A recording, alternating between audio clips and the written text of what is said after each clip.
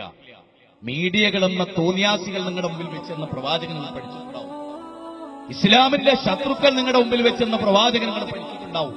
മുഹമ്മദ് നബി എന്ന അള്ളാന്റെ റസൂൽ നിങ്ങൾ പഠിച്ചിട്ടില്ല. ആ അള്ളാന്റെ റസൂലിനെ പറ്റി പറയും. ആയിഷാ ബീവി റളിയല്ലാഹു തആല അൻഹ ഒരു ഒട്ടകത്തിന്റെ കയറ് പിടിച്ചിങ്ങനെ പോവാൻ.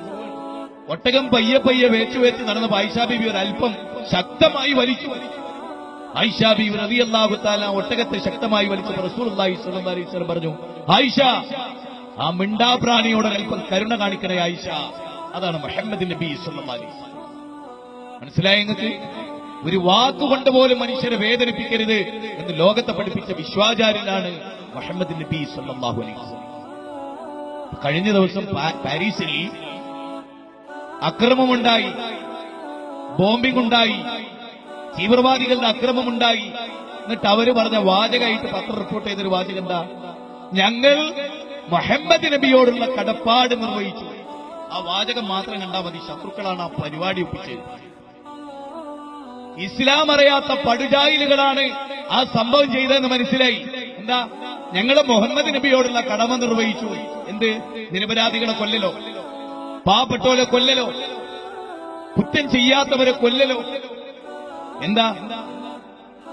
എന്താണ് കുറ്റം ചെയ്യാത്തവരെ കൊല്ലാന്നാണോ പ്രവാചകൻ പഠിപ്പിച്ചത്? അപ്പൊ മനസ്സിലാക്കിയത് ഒരു ശത്രു പ്ലാൻ ചെയ്ത പ്ലാനാണ്. പക്ഷെ അല്ലാ 2 കൊല്ലത്തിന് കവും തുരിയും, എല്ലാം തെളിഞ്ഞല്ലോ. മക്കാ സ്ഫോടനം നടത്തിയാരാ? എല്ലാവർക്കും അറിയാം. സംജോത സ്ഫോടനം നടത്തിയാരാ? എല്ലാവർക്കും അറിയാം. ആരാ ബാബരി മസ്ജിദ്? എല്ലാവർക്കും അറിയാം. ആരാ മഹാത്മാഗാന്ധിയെ കൊന്നത്? ആരാ രാജീവ് ഗാന്ധിയെ കൊന്നത്? മുസ്ലിങ്ങളാ? എല്ലാവർക്കും അറിയാം. ഇൻഷാ അല്ലാഹ് ഇതൊക്കെ തെളിയിക്കപ്പെടും. ഇതിന്റെ അർത്ഥം മുസ്ലിങ്ങൾ തീവ്രവാദികളില്ല എന്നാണോ? അല്ല. ഇസ്ലാം പഠിക്കാത്ത കൊട്ടേഷൻ പാർട്ടിയെ വിലക്കെടുത്തു. എന്നിട്ട് ഓൻ താടി നീട്ടിയിട്ടുണ്ടാവും, ഓൻ തൊപ്പിട്ടുണ്ടാവും, ഓൻ കൊട്ടേഷൻ പാർട്ടിയാ, ഓന് ഫാത്തിഹ പോലും ഓതാൻ അറിയില്ല. അങ്ങനത്തെ ആളുകൾ ഇതിനെ നയിക്കുന്നുണ്ട് ലോകത്ത്. നിങ്ങൾ മനസ്സിലായിക്കൂടി? ഓൻ ഇസ്ലാം അറിയില്ല. ഇസ്ലാം പഠിച്ചവർ ഒരാളെ ഉപദ്രവിക്കില്ല, ഒരാളെ അനാവശ്യം. എന്താ ഇസ്ലാമിന്റെ തത്വം? എന്താ തെൽമൂദിന്റെ തത്വം? ജൂതന്മാരുടെ കയ്യിൽ ഒരു കിതാബുണ്ട്, തെൽമൂദ്, ജൂതന്മാരുടെ. ആ തെൽമൂദിലുള്ള വാചകം എന്താ? അകാരണമായി ഒരു ജൂതനെ കൊന്നാൽ അവൻ ലോകത്തുള്ള മുഴുവൻ ജൂതനെയും കൊന്നവനെ പോലെ. എങ്ങനെ? വർഗീയത അതാ, വിഭാഗീയത അതാ. എന്താ വാചകം? ലോകത്ത് ഒരു ജൂതനെ അകാരണമായി കൊന്നാൽ അവൻ ലോകത്തുള്ള മുഴുവൻ ജൂതനെയും കൊന്നവനെ പോലെ. ഉണ്ടോ? അതാ വർഗീയത. എന്നാ ഖുർആനിലൊരു വാചകമുണ്ട്, ആർക്കും നോക്കാം, ഫ്രീ ആയിട്ട് ഹൈന്ദവ സഹോദരങ്ങൾക്കും ക്രൈസ്തവർക്കും ഞങ്ങൾ ഖുർആൻ കൊടുക്കണം. ഉള്ള കോപ്പി എവിടെയും നമുക്ക് അന്വേഷിക്കുക. ഇതിന്റെ സംഘാടകരോട് വെച്ച് അവരെത്തിച്ചു. വിശുദ്ധ ഖുർആൻ എന്താ? വിശുദ്ധ ഖുർആനിലെ 5-ാം അധ്യായം സൂറത്ത് മാഇദ 32-ാമത്തെ വചനം. നിങ്ങൾ പെണ്ണെടുത്ത് എഴുതിക്കൊള്ളി. അടുത്ത പീഡിയെന്ന് പെണ്ണെടുത്തിട്ട് വെള്ളക്കടലാസിൽ എഴുതിക്കൊള്ളി. ഖുർആൻ എന്താ?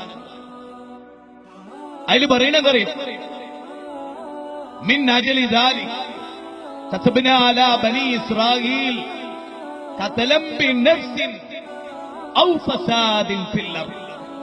അതായത് ബനു ഇസ്രായേലുകളോട് രേഖാമൂലം കരാറ് വാങ്ങണം. എന്താ കരാറ്? എന്താ പഠിച്ചോ രേഖപ്പെടുത്തിയത്? അകാരണമായി.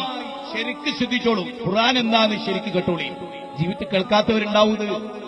അകാരണമായി ഒരു മനുഷ്യനെ കൊന്നാൽ, നേരത്തെ വാക്കെന്തായിരുന്നു? അകാരണമായി ഒരു ജൂതനെ കൊന്നാൽ അതാണ് വർഗീയത. ഖുർആൻ പറയുന്നതോ അകാരണമായി ഒരു മനുഷ്യനെ കൊന്നാൽ അവൻ ലോകത്തുള്ള മുഴുവൻ മനുഷ്യരെയും കൊന്നവനെ പോലെ. ശരിക്കും ശ്രദ്ധിച്ചോ, അകാരണമായി ഒരു മനുഷ്യനെ കൊന്നാൽ ലോകത്തുള്ള മുഴുവൻ മനുഷ്യരെയും. ലളിതവൽക്കരിക്കാൻ ഞാൻ ഒന്നുകൂടി, പൊന്നാനിയിലെ പുതുപൊന്നാനിയിലെ അതിന്റെ അടുത്തുള്ള വെളിയങ്കോട്ടെ ഒരാളെ ബാലചന്ദ്രൻ എന്ന് പറഞ്ഞ ഒരു നിരപരാധിയെ കുറച്ച് മുസ്ലിങ്ങൾ ചേർന്ന് കൊന്നോന്ന് വിചാരിച്ചോ? സംഭവിക്കാതിരിക്കട്ടെ ലോകത്തിലിടത്ത്. അങ്ങനെ സംഭവിച്ചു എന്ന് വിചാരിച്ചോ? ഒരു കാരണവും ഇല്ലാതെ. എങ്കിൽ ആ കൊന്ന മുസ്ലിങ്ങളിലെ അവരാരാ? 714 കോടി മനുഷ്യരെയും കൊന്ന ലോകത്തിലെ മഹാഭീകരൻ എന്നാണ് ഖുർആൻ പറഞ്ഞത്. എങ്ങനെ? അകാരണമായി ബാലചന്ദ്രൻ എന്ന് പറയുന്ന ഒരു ഹിന്ദുവിനെ കുറച്ച് മുസ്ലിം നാമധാരികൾ കൂടി കൊന്നാൽ ലോകത്തെ 714 കോടി മനുഷ്യരെയും കൊന്ന ഒരു കൊലയാളി എങ്ങനെ ഉണ്ടാവും? 10 കോടി ചങ്ങലകളിൽ ബന്ധിപ്പിച്ച ആ കുറ്റവാളിയെ കൊണ്ടുവന്ന് എങ്ങനെ ഉണ്ടാവും? അങ്ങനത്തെ മഹാ കുറ്റവാളിയാണോ ഓനെ? ഇങ്ങനെ ഒരു വാചകം ലോകത്ത് ഏതെങ്കിലും ഒരു വേദഗ്രന്ഥത്തിൽ കാണിക്കാൻ പറ്റും? ഉണ്ടോ? ഇല്ല. മനസ്സിലാക്കി കുളിച്ചിരിക്കും. ഇല്ല. അടുത്ത വാചകം എന്താ? നീ കാരണമായി ഒരു മനുഷ്യൻ രക്ഷപ്പെട്ടാൽ, നീ കാരണമായി ഒരു മനുഷ്യൻ രക്ഷപ്പെട്ടാൽ ലോകത്തിലെ മുഴുവൻ മനുഷ്യരെയും രക്ഷിച്ചവനെ പോലെ, നീ കാരണമായൊരു മനുഷ്യൻ രക്ഷപ്പെട്ടാൽ ലോകത്തുള്ള മുഴുവൻ മനുഷ്യനും രക്ഷപ്പെട്ടവനെ പോലെ എന്നാ പറഞ്ഞു. മനസ്സിലായോ? ഇനി നിങ്ങൾക്ക് വേറൊരു ചരിത്രം കേൾക്കണം. യുദ്ധരംഗത്ത് ഇസ്ലാമിന്റെ മര്യാദ എന്താ? നിങ്ങൾ മറ്റു മതങ്ങളെയും പ്രത്യയശാസ്ത്രങ്ങളെയും കമ്മ്യൂണിസ്റ്റ് വിപ്ലവത്തെയും ഒക്കെ വിലയിരുത്തണം. എല്ലാ കലാപങ്ങളെയും നിങ്ങൾ വിലയിരുത്തണം. ഗുജറാത്ത് മുതൽ ബോംബെ മുതൽ ജാംഷഡ്പൂർ മുതൽ മാറാട് മുതൽ പൂനാട് മുതൽ ഏത് മതവിഭാഗവും ജനവിഭാഗവും രാഷ്ട്രീയക്കാരും ചെയ്ത എന്തിനേയും നിങ്ങൾ ഇസ്ലാം പഠിപ്പിച്ചുമായിട്ടൊന്ന് ബന്ധപ്പെടുത്തി നോക്കണം. ഇസ്ലാമിൽ യുദ്ധത്തിന് പറഞ്ഞേക്കുന്ന നബി പറഞ്ഞ വാചകം എന്താ? സല്ലല്ലാഹു അലൈഹി വസല്ലം. മുഹമ്മദ് നബി സല്ലല്ലാഹു അലൈഹി വസല്ലം ഇസ്ലാമിന്റെ പടയാളികളെ, പട്ടാളത്തെ യുദ്ധത്തിന് പറഞ്ഞേക്കുമ്പോൾ അവരോട് പറഞ്ഞ വാചകം എന്താ? ആദ്യത്തെ, അള്ളാഹുവിന്റെ മാർഗത്തിൽ, റസൂലിന്റെ മാർഗത്തിൽ. വീണ്ടും റസൂൽ എന്ന് പറയും, അള്ളാഹുവിന്റെ മാർഗത്തിൽ, റസൂലിന്റെ മാർഗം. അടുത്ത വാചകം എന്താ? അടുത്ത വാചകം എന്താ? ആ യുദ്ധത്തിന് നിങ്ങൾ അവിടെ ചെന്നു ശരിക്കും മനസ്സിലാക്കി കൊടുക്കും. മുസ്ലിങ്ങൾ ആദ്യം പഠിച്ചോളി, ബാക്കിലേക്ക് പഠിപ്പിച്ചു കൊടുക്കാൻ. നിങ്ങൾ എത്തിയിട്ട് അവർ കോംപ്രമൈസിന് വരികയാണോ? ഉടനെ നിങ്ങൾ കോംപ്രമൈസിന് തയ്യാറാകണം. ആയുധം മുഴുവനും താഴെ. ഇനി അവരിൽപ്പെട്ട പടയാളികൾ നിങ്ങളോട് യുദ്ധം ചെയ്താലോ? അവരോട് മാത്രം നിങ്ങൾ യുദ്ധം ചെയ്യണം.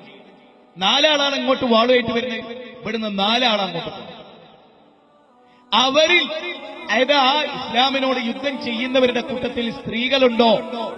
എന്നാ അവരെ തുടരുത്, അവരെ തുടരുത്. അവരിൽ വയോവൃദ്ധന്മാരുണ്ടോ? അവരെ തുടരുത്. അവരിൽ കുട്ടികളുണ്ടോ? അവരെ തുടരുത്.